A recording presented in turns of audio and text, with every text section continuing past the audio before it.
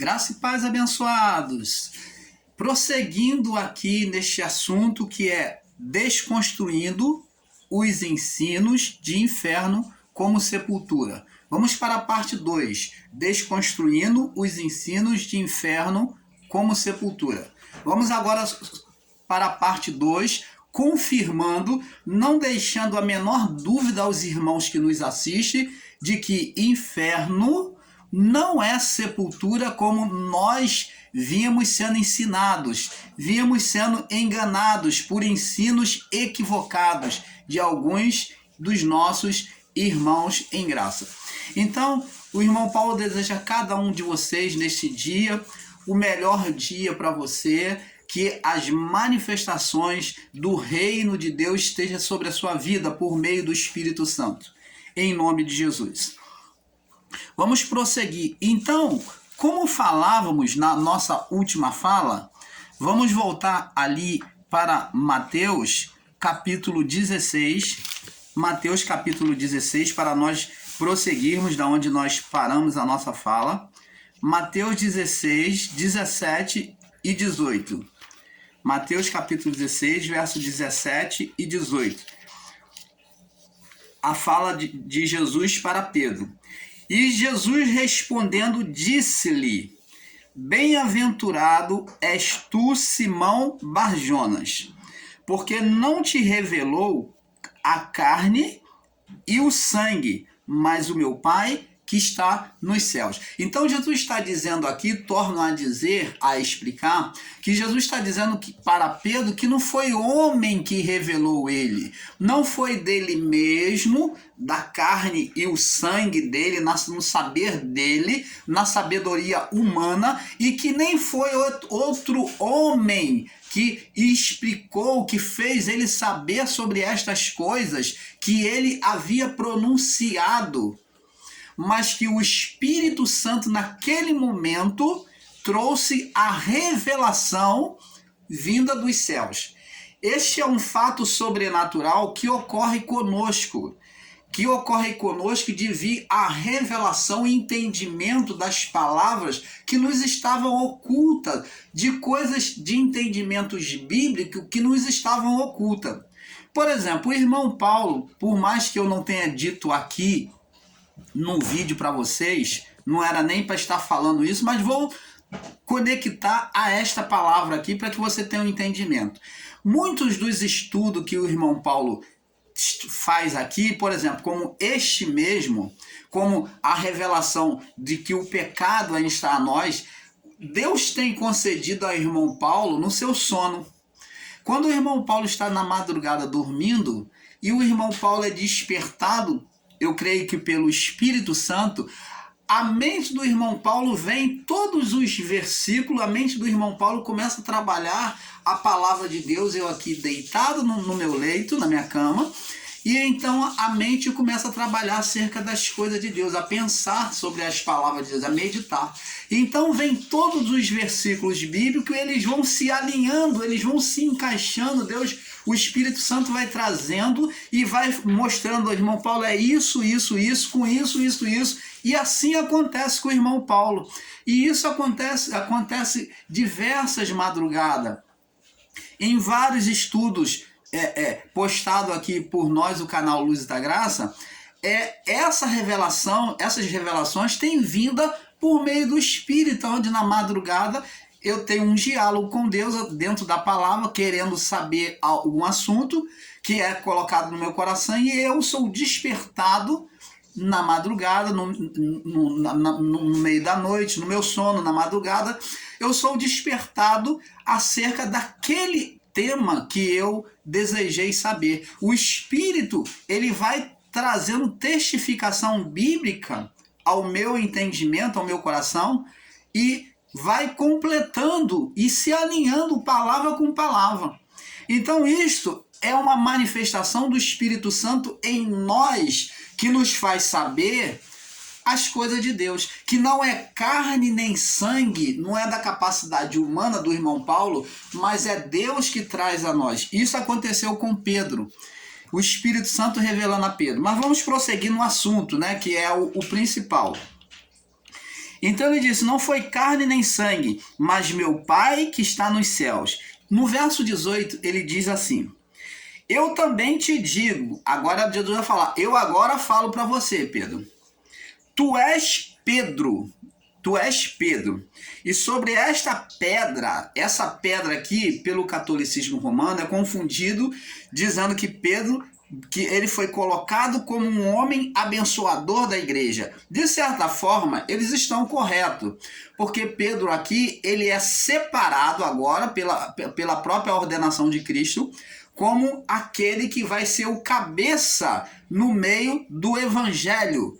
Aqueles irmãos que estão em graça aí, que ensinam, que vêm até idolatrar a Paulo, desprezando o ministério de Pedro e os demais apóstolos, observe isso. Pedro foi o primeiro pai em termos de conduzir o evangelho, como condutor do evangelho. Ele foi escolhido por Jesus, sim, como o primeiro condutor do evangelho.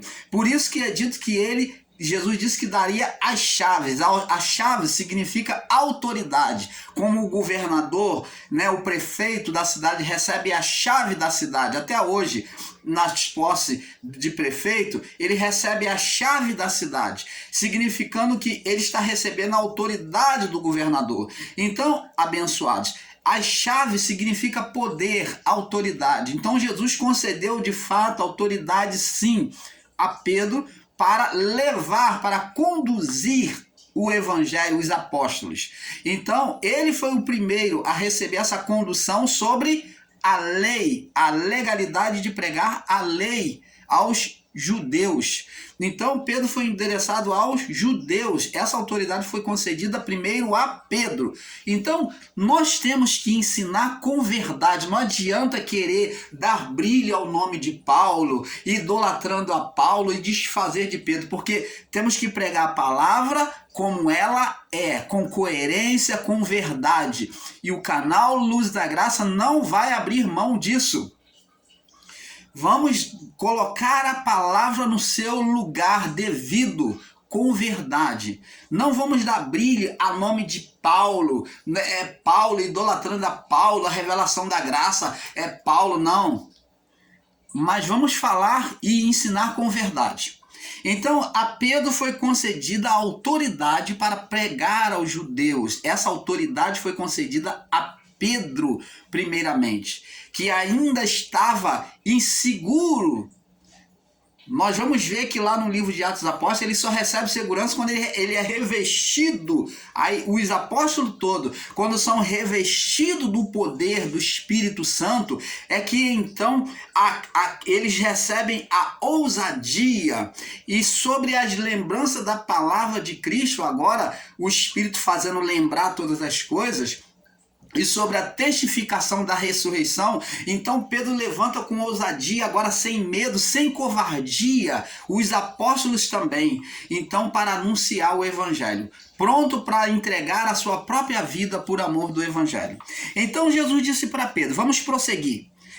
Eu também te digo, tu és Pedro, e sobre esta pedra, afirmação de fé, sobre esta pedra, não é pedra física, mas ele está falando sobre esta pedra, esse fundamento de fé que você confessou aí, reconhecendo quem eu sou, por meio do Espírito Santo que te fez saber, reconhecendo quem eu sou, que eu sou o Cristo, o Filho do Deus vivo. Então, sobre este fundamento aí de eu ser o Filho do Deus vivo, o Cristo, é que eu vou edificar a minha igreja.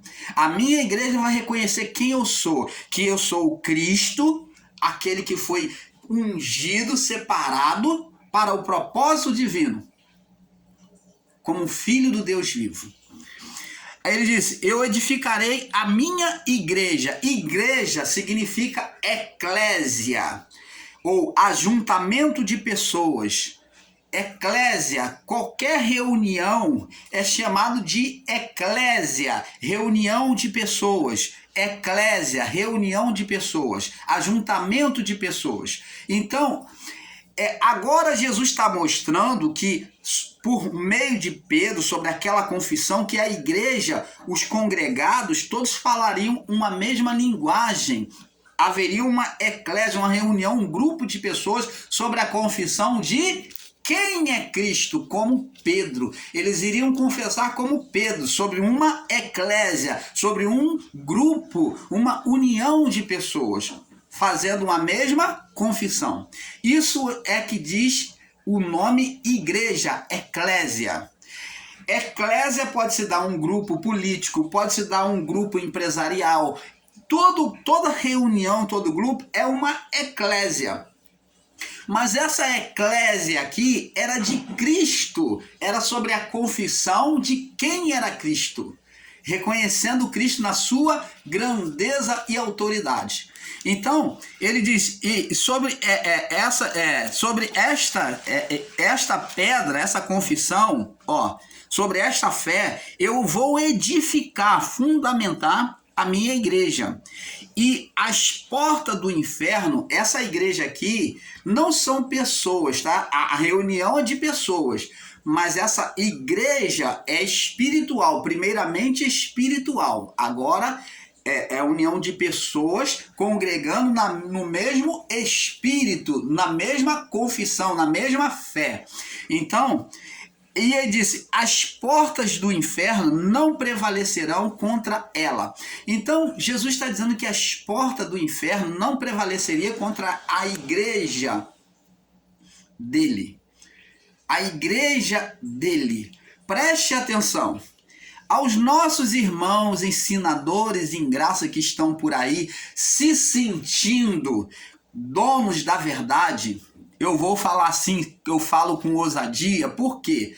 Porque já estão enganando essas pessoas aí que saem do sistema para a graça há muito tempo, negando a existência do inferno. E nós estamos aqui, o canal Luz da Graça está aqui para dizer que a existência do inferno existe. Ah, então, irmão Paulo, você vai ter que provar. Pera aí, segura aí que eu vou provar para você. Mais uma vez, vou ainda mais fundo ainda, provando para vocês. Então ele diz que as portas do inferno não prevalecerão contra a igreja. Se nós ensinarmos e aceitarmos esses ensinos ainda hoje, depois de saber disso, com toda clareza e revelação da palavra, seríamos considerados burros e ignorantes. É ignorar a verdade. Por que, amados irmãos? Porque se afirmarmos que sepultura, inferno é sepultura, como eles ensinam, como o irmão Paulo falou aqui no primeiro vídeo, existe Faraó que foi sepultado, ele foi sepultado não no pó, ele não foi para a sepultura, mas ele foi mumificado, enrolado em faixa. Existem pessoas que são criogenadas, congeladas em nitrogênio. Existem pessoas que são usado bálsamo sobre ela e elas são embalsamadas, né? Usa cera e ervas para conservar o corpo ali e não entra em putrificação também. E existem pessoas que são cremadas, né? Lançada no fogo, transformada em pó. Ela não vai para a sepultura, não foram. E aí, como é que fica? Ah, mas não é só isso não. Você vai falar assim, mas esses argumentos são muito falhos. Ah, tudo bem. Então explica para nós, você ensinador em graça, que se acha e se considera dono da verdade, que tem muito mais escritos aí que o irmão Paulo. Eu não estou aqui invejando você não, mas o que eu quero, o que eu gostaria de você é a verdade. O que eu gostaria que soltasse dos seus lábios, da sua boca, é a verdade. Não estou preocupado com números.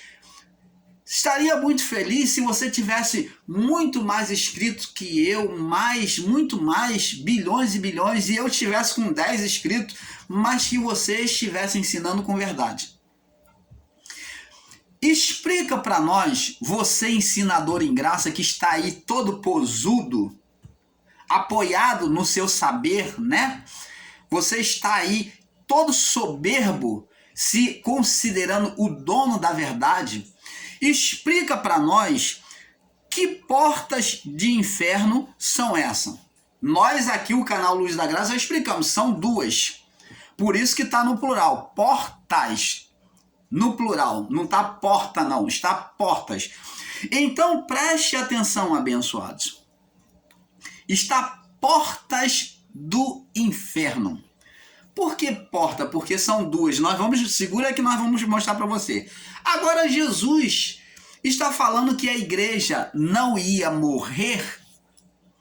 Se inferno é sepultura, então aqui ele está dizendo que o povo do primeiro século, que estava recebendo o evangelho, os discípulos e os demais, não iria morrer.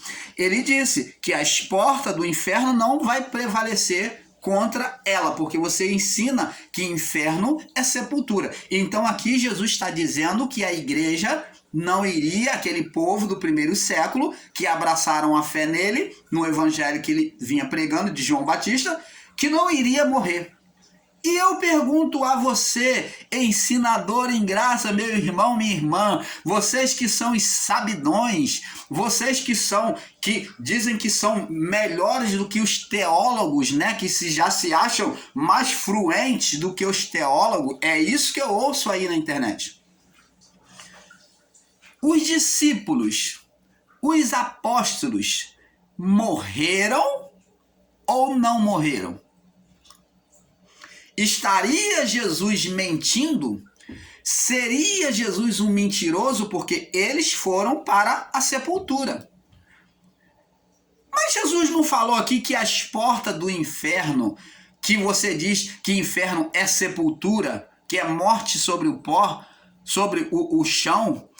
Você disse que eles não iriam, Jesus não falou que eles não iriam morrer, e você diz que é sepultura, eles foram para sepultados.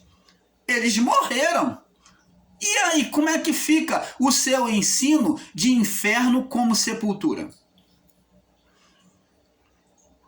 Como que fica o seu ensino de que inferno é sepultura se os discípulos morreram e Jesus aqui disse que eles não iriam morrer? Ah, mas aí é que vem o entendimento da revelação da palavra. A morte que está se referindo aqui, Jesus está referindo, é uma morte espiritual, é a segunda morte. Jesus está falando que eles não passariam pela morte espiritual. Opa! Se Jesus está falando que eles não passariam pela morte espiritual, observa bem, preste atenção. Vamos agora deixar o Espírito Santo iluminar a nossa mente. Se Jesus está dizendo que a igreja não passaria pela morte espiritual, que morte espiritual é esta que Jesus está falando? É a morte do espírito adeano, a morte inicial. Então isto prova para nós que existe sim o inferno, mas que essa morte, este inferno que existia para os santos, para os discípulos, para o povo do primeiro século, os santos do primeiro século, seria retirada. Essa morte para os santos, agora em Jesus, seria retirada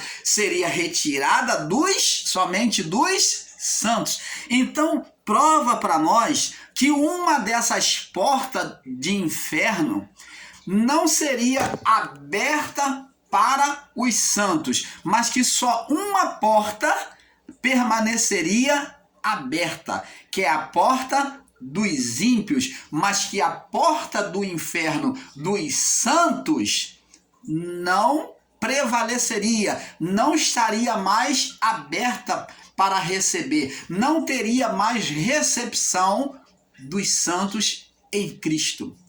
Você está entendendo, amado? Ou quer que desenha? Se quer que desenha, vamos agora confirmar isso um pouco mais para você, para abrir o seu entendimento. Vamos em Mateus capítulo 7, no verso 13 e 14, para entender melhor. Olha só o que Jesus disse acerca da entrada no reino e no reino de Deus, ou no reino de Deus, né?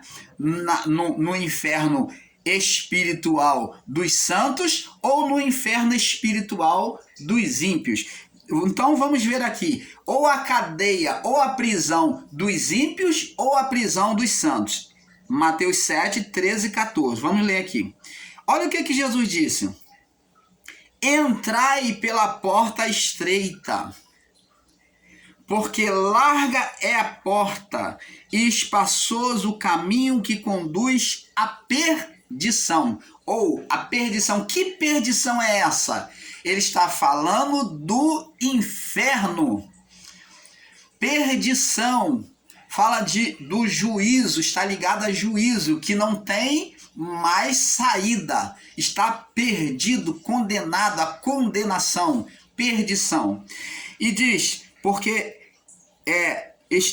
entrai pela porta estreita, porque larga é a porta, espaçoso, larga o caminho que conduz à perdição. E ele diz, e muitos são os que entram por ela. Ele fala aqui de uma porta que é a porta dos ímpios, o inferno dos ímpios, a prisão dos ímpios. Opa! Canal Luzes da Graça, trazendo com brilho a revelação do Pai, da palavra do Pai ao seu coração. Receba em nome de Jesus. E ele diz no verso 14, agora sobre a outra porta, duas portas, provando a você que Jesus falou no plural, as portas do inferno, duas, não prevalecerão contra a minha igreja. Mostramos uma, a porta do ímpio, a prisão do ímpio, que é a porta larga. Aí ele diz no verso 14, agora a outra porta.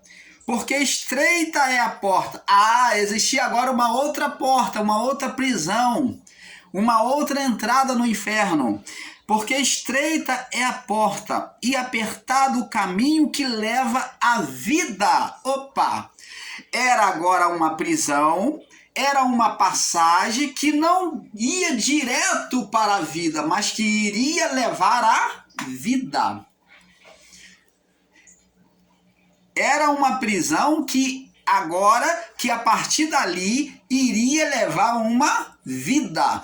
A pessoa, os espíritos, as almas não podiam subir diretamente por causa do estado de condenação, de pecado, do primeiro pecado, pecado inicial. É esse pecado que foi retirado do mundo.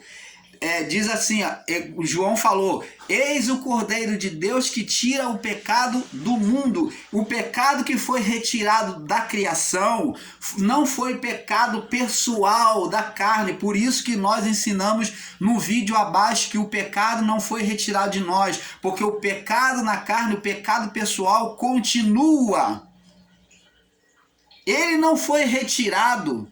Porque agora vivemos sobre uma vida espiritual, a responsabilidade de cada um de nós, porque naquilo que semearmos, iremos colher. Paulo disse, não erreis, porque de Deus não se zomba, de Deus não se pode escarnecer, porque naquilo que o homem semear agora, na carne, ele vai colher. Os que semeiam na carne colhem corrupção, condenação sobre a vida do corpo. Não tem mais uma condenação do espírito, liberdade para estar com Deus. Todos têm. O reino dos céus foi aberto a todos nós. Todos temos acesso. O nosso espírito na morte pode todos irem para Deus, mas agora é condicional. Não tem impedimento de condenação adeana, inicial. Morte de espírito, separação de Deus. Então todos têm acesso a Deus. Esse novo céu e a nova terra que João vê, que diz que viu, fala sobre a nova condição espiritual em nós. Uma vida espiritual, uma manifestação do reino do espírito. em que não há condenação do espírito, que é o novo céu e a nova terra. Novo céu e a nova terra. Então, agora, irmãos, vemos que sem a condenação do pecado, do espírito, agora só existe a condenação do pecado na carne, que cabe a cada um de nós buscarmos andar sobre a palavra do Pai. Então o ensino de que não existe pecado é errôneo também, porque pecado e inferno está interligado. Pecado e condenação está interligado.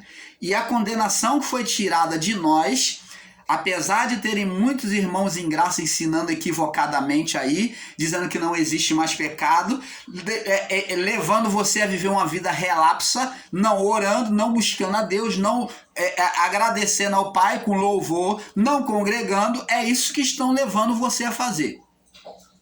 Uma vida relaxada, em que você só fica recebendo palavra do YouTube, você é mais que glorioso, você é a igreja gloriosa, você é o eleito. É só isso. Mas que você não precisa fazer mais nada. Precisa sim. Você tem que se esforçar pela sua vida espiritual, sim. Porque senão você entra em estado de condenação. Se você se entregar às vaidades da carne, às vontades mundanas, você vai se tornar uma pessoa carnal e você entra em estado de condenação espiritual. Porque o inferno está lá, a boca do inferno está aberta sim para receber os que agem com impiedade. Eu até estive ensinando que não tem mais ímpio, entendendo que o inferno não existia mais, porque houve juízo. Houve juízo? Houve, isso é fato. O juízo já aconteceu. Mas o juízo já aconteceu para aquele povo daquela geração. Agora, sobre a lei do Espírito, nós temos o juízo diretamente, já a separação. Não há mais juízo em termos de eleição. Agora todos têm acesso. Agora quem conduz esse caminho somos nós, de andarmos ou não sobre a palavra. E ele diz aqui, porque estreita é a porta e apertado o caminho que leva a vida, e poucos são os que entram por ela. Essa segunda porta, que é a porta, que é a prisão dos santos, a prisão dos eleitos, essa prisão agora, porque o espírito estava em condenação, não podia subir, então os espíritos dos santos, as almas, estavam ali em estado de dormência. Lembra que Jesus foi ressuscitar a Lázaro e Jesus falou: por que choras? Lázaro não está morto. Ele falou para os discípulos, vamos lá até. E os discípulos falaram: Senhor, mas ele já morreu, já está de 4 dias. E Jesus falou: Lázaro não morreu. Eu vou lá porque Lázaro não está morto, mas Lázaro está dormindo. Lázaro dorme. Lázaro não morreu, mas ele dorme. O que é dormir? É estado intermediário de sono, aonde as almas é como um descanso daquela vida, desta vida, que aonde os santos eles repousavam ali em estado de dormência. Todos os que morriam em Cristo, preste atenção, esse estado de dormência era oferecido a todos, tanto ímpios quanto santos, tanto no abismo, que é no Hades, como no paraíso, chamado também de seio de Abraão. Ao morrer na vida do corpo, todos entravam em estado de dormência, isso até o juízo do ano 70. Isso até o juízo dos anos 70. Então, pelo período da ministração dos anjos. Então, todos os que morriam entravam em estado de dormência, de sono. Era um estado intermediário, onde eles esperavam a consumação dos séculos. Ninguém sofria juízo imediato de condenação ou de absorção, né, para entrar no reino de Deus. Por isso que Paulo, lá no livro de Hebreus, diz que nem os santos iam para Deus, porque eles não seriam perfeitos, eles tinham que esperar nós, né, a igreja, para se completar, porque sem nós eles não seriam aperfeiçoados. Então tinha que se juntar todos em Cristo até se completar a consumação dos séculos. Então uniria a igreja com o povo de Adão até a cruz. E todos seriam um corpo celestial. Então eles só seriam aperfeiçoados em nós. Por isso que nenhum deles subiram, alcançaram a salvação, né? A Canaã que eles esperavam, a Canaã espiritual. Eles só seriam aperfeiçoados conosco, com a igreja. Então, abençoados, agora essa porta aqui, vê que ela é apertada. Por quê? Jesus, quando fala de porta apertada, ele está falando de dificuldade, que não é tão fácil. Se na lei foi difícil, muito mais na graça. Daqui a pouco nós vamos estar saltando para o terceiro vídeo. Eu vou deixar saltar automaticamente, tá? Você acompanha aí. Então, preste atenção. Jesus falou que a graça não seria tão fácil. Ele disse, se na lei dizia que não poderia matar, ele disse, eu porém vos digo que não podia, que você podia matar o seu inimigo. A lei falava que você podia matar os seus inimigos e amar o seu próximo. Ele disse, eu porém vos digo, amai os vossos inimigos. Você está vendo aqui, lá em Mateus capítulo 5, sobre o juízo de Deus, sobre o amor ao próximo, que ele diz, ele mostra que nós devemos fazer um esforço muito além do que a lei pede. De que o homem só adulterava quando possuía uma mulher que não era dele, mas que na graça, ele agora só de olhar e cobiçar, ele já era réu de juízo, de desejar a mulher do seu próximo. Então, agora a porta estava mais estreita, ela está mais estreita na graça ou não? Está. E existem irmãos aí querendo pregar uma graça fácil, de porta larga, em que não precisa fazer nada. E isso não é verdade. A graça, ela é uma porta muito mais estreita do que a porta da lei. Jesus vem colocar uma porta mais estreita, ele manda amar os inimigos, ele manda orar por aqueles que perseguem, quando na verdade aqueles que perseguiam Israel queria fugir deles e queria matar eles, e era direito do povo israelita pela lei. Mas Jesus cria uma dificuldade, ele vem criar um estreito, porque a lei do Espírito, ela é estreita. Diferente do que muitos irmãos estão ensinando aí, uma lei facilitada, aonde tudo é fácil. Então, Jesus falou, entrai pela porta com dificuldade, que é a porta da graça. Uma vida com dificuldade em agradar a Deus. Porque diz, apertado é o caminho que leva à vida e poucos, pela graça não é fácil viver como muitos pensam. É mais dificultoso que a lei viver a graça de Deus.